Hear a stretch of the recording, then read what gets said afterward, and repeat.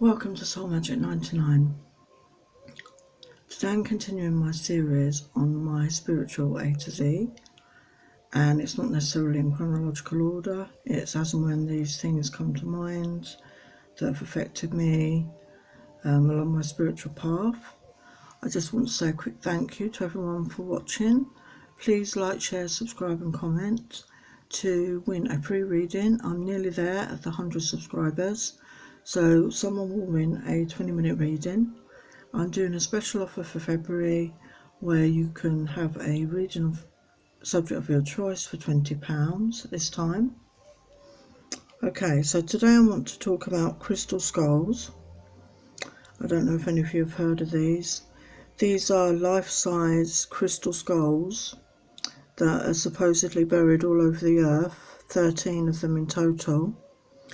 And the legend says they hold ancient knowledge of the story of the world, the origins and the destiny of mankind.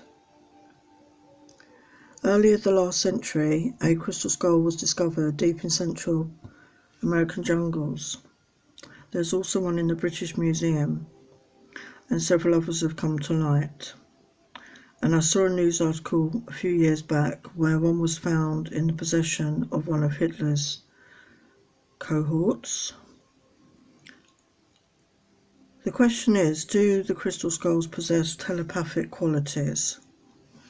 A very good book to read, which I recommend if you're interested, is called The Mystery of the Crystal Skulls by Chris Morton and Cherry Louise Thomas. That has a lot of the history and, information on the legend. It's a very fascinating story because supposedly at some point the 13 skulls will all be discovered, and when they are all reunited together, there will be great knowledge available to the human race.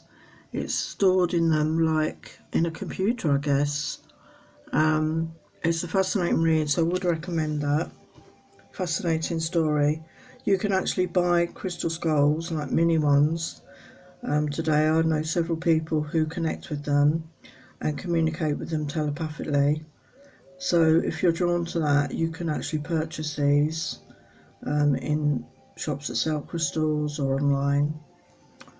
The next thing I want to talk about is a book that influenced me a lot in my spiritual journey. It was originally published in 1968, but I started reading it in the 80s and the 90s. It's called Chariots of the Gods by Erich von Däniken, and he wrote several books on a similar subject. His theory is that technologies and religions were given to ancient civilizations by ancient astronauts, and these ancient astronauts were treated as gods. And he found evidence all around the world in cave paintings and cave drawings that there was like UFOs that visited this planet, many thousands of years ago, and there's drawings of figures in what looks like a modern spacesuit. So again, he wrote several books on this. Again, a very fascinating read if you're interested in UFOs and ancient technologies. Now I want to talk about discernment. Discernment is about making those good choices for yourself with friendships, relationships, work situations, housing situations. Use your inner knowing, your intelligence to make good decisions for yourself. Act with discernment, act with knowledge and power in your own life. Dolphins. Don't you just love dolphins? These are highly intelligent beings, and they are mammals too. One legend has it that they were angels at the time of Atlantis and were changed into dolphins when Atlantis fell to preserve the knowledge. They are very smart and have large brains which are similar to humans.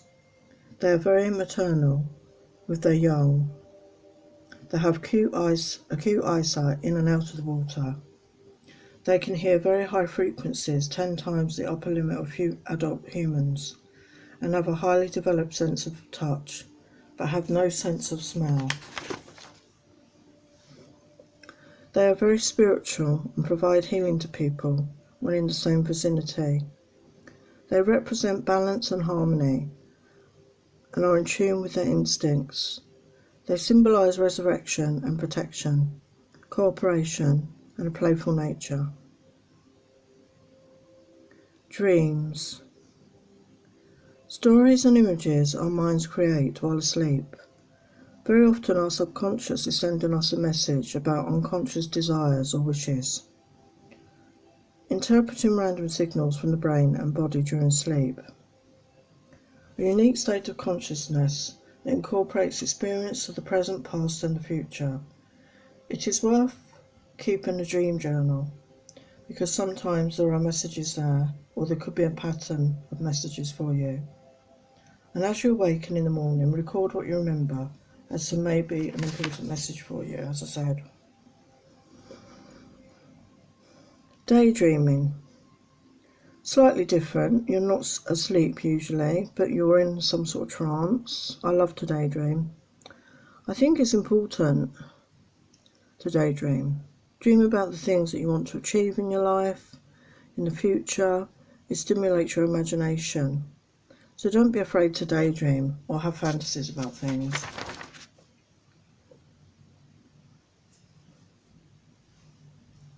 Empathy. An ability to understand and share the feelings of others. Many of us on the spiritual path are empathetic and have full empathy, and you're very sensitive, to people and situations and environments. It can be difficult to be like this at times, but it's also a very positive thing to have as long as you learn to work with it yourself and know your limits and don't overburden your senses, because otherwise you're going to be overloaded with other people's feelings and emotions which are not your own. So you need to have boundaries and learn to protect yourself from other people's energies. Enlightenment. A state of understanding something, being advanced, gaining necessary information and knowledge to awaken or have an awakening. And I'm talking about in spiritual language. Empowerment. A process of becoming stronger, more confident in making good life decisions and knowing your rights. These can be social, educational, economic, political, psychological.